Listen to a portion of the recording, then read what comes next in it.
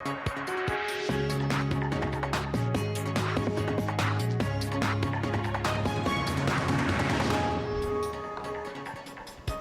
las 6 de la mañana con 38 minutos. Comenzamos nuestro segmento de entrevistas este viernes 20 de septiembre. Abrimos para ustedes la participación con la etiqueta Primera Página. La cuenta @Primera Página ya también está a su disposición. Ustedes van a ser parte de nuestro espacio con sus preguntas, con sus comentarios para nuestro primer invitado de la mañana, que es Claudio Fermín, presidente del partido Soluciones para Venezuela. Él también es sociólogo y profesor universitario. Noticia en Venezuela desde el lunes con la instalación de esta mesa de diálogo nacional junto a otras 3 organizaciones políticas. Ha comenzado un proceso que llevó a la liberación del primer vicepresidente de la Asamblea Nacional, Edgar Zambrano. Se establecieron 6 puntos en agenda desde este lunes. Uno de ellos, la incorporación inmediata que se esperaba para el día martes, no se dio. Pero más allá de eso, dentro de la oposición venezolana, la instalación de esta mesa de diálogo ha traído reacciones encontradas y por allí quisiéramos conversar. Decía Juan Guaidó que para representar a la oposición primero hay que hacer oposición. Decía Estados Unidos, en voz de su secretario de Estado, Mike Pompeo, que el gobierno venezolano había encontrado políticos de la periferia o políticos marginados para poder hacer este proceso de diálogo. Y le consulto, ya que estos dos señalamientos tienen mucho que ver con la representatividad de quienes se han sentado en esta mesa, ¿a quiénes representan estos sectores políticos del país que hoy están en una mesa de diálogo con el gobierno? Buenos días y gracias al canal y a ustedes por tenerme de nuevo acá. Miren, la verdad es que cuando se van instalando lugares comunes, uno los comienza a repetir hasta sin darse cuenta. Un poco aquello de una mentira repetida 1000 veces se convierte en verdad, aquella alegoría. Yo recuerdo que el año 17, quisiera compartirlo con la audiencia de Globovisión, el año 2017, nosotros acá en Venezuela vivimos un proceso de validación de partidos políticos.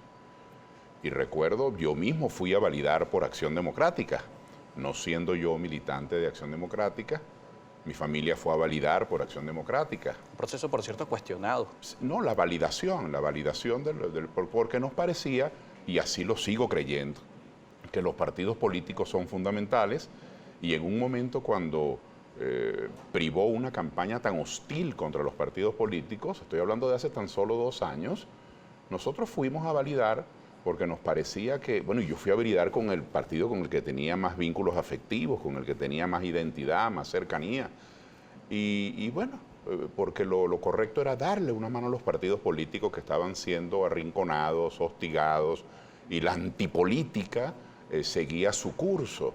Sin embargo, quiero recordar que Acción Democrática, que por cierto fue el partido que logró convocar más personas para la validación, yo fui uno de ellos, validó algo así como con 240.000 votos.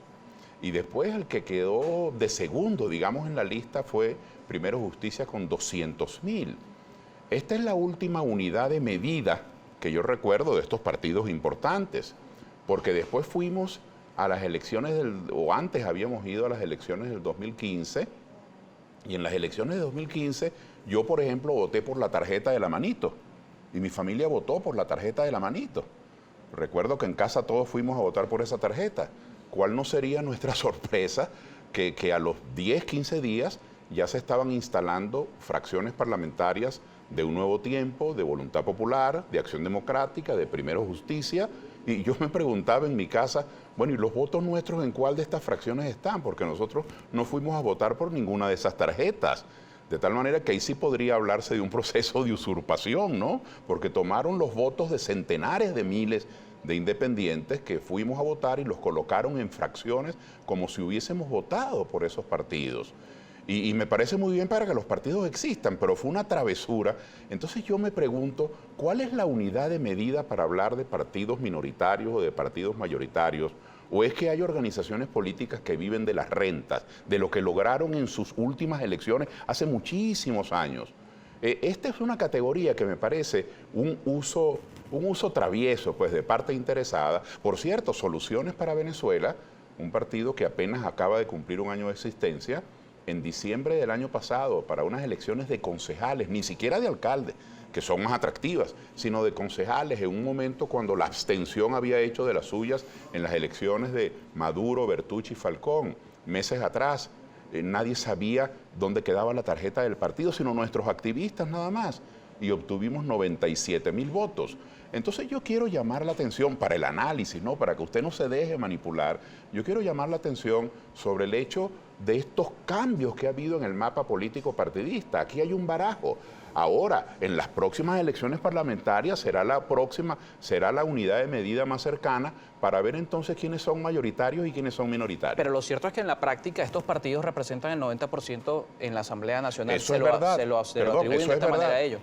¿Cómo entender que ese 10% que representarían otras organizaciones políticas, entre las que están estas 4 que se sientan con el gobierno venezolano, pueden imponer o pueden representar un diálogo al margen del otro 90%, por lo menos en temas que tienen que ver con el Parlamento, como es la renovación del CNE? Sí, creo que no me expliqué bien.